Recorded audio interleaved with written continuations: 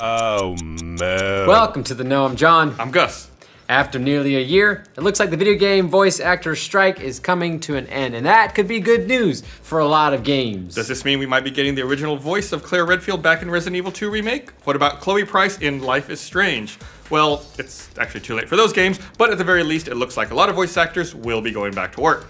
Okay, here's some background on the strike if you haven't been paying attention. Like most labor disputes, it involved money, specifically bonus payments for voice actors in video games.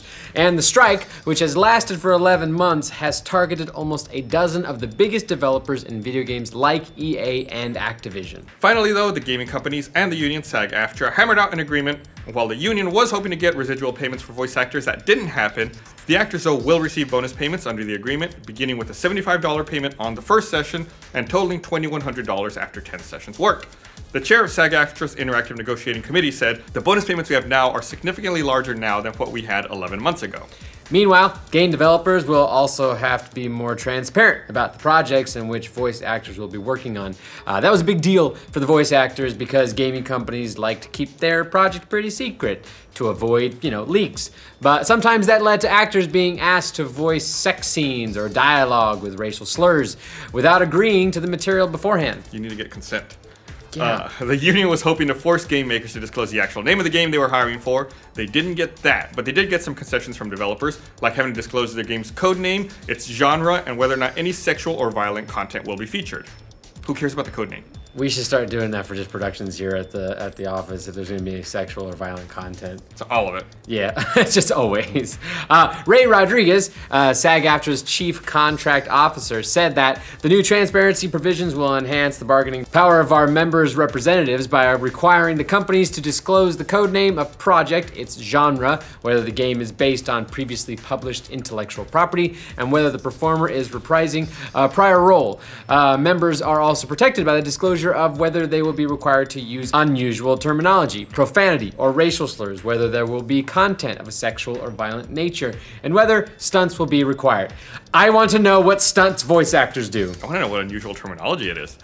Voice stress was also an issue in the contract negotiations. As you can imagine, voice acting can be tough on actors' vocal cords, especially when they're asked to record things like battle cries or death scenes, and that could take a toll on actors. According to the union, those dangers include fainting in sessions, tasting blood, vomiting, losing their voice for a day up to several weeks, and permanently losing their vocal range. According to the deal, employers didn't agree to anything specific, but committed to continue working with SAG-AFTRA on the issue. It's a harder job than I thought. I don't want to taste blood or vomit. Yeah, I don't really do that very often in my office. No. Meanwhile, gaming companies wanted provisions like fines for actors who showed up late or were distracted during sessions.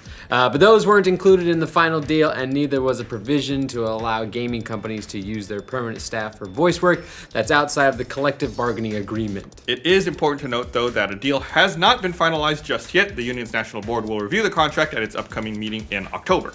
But if it's approved, it'll end a strike that has gone on for 11 months and has already impacted some big-name gaming projects. Like we said earlier, Claire Redfield's voice actress will not be reprising her role for the Resident Evil 2 remake due to the strikes. Same goes for Leon Kennedy's voice actor, who is also expected to be recast. Meanwhile, voice actress Ashley Birch is not reprising her role as Chloe Price in the Life is Strange prequel, also because of the strike. In an interview with Kotaku, Birch said she was heartbroken over not being able to reprise the role, saying, "It feels sort of like you were forced to put up your kid for adoption."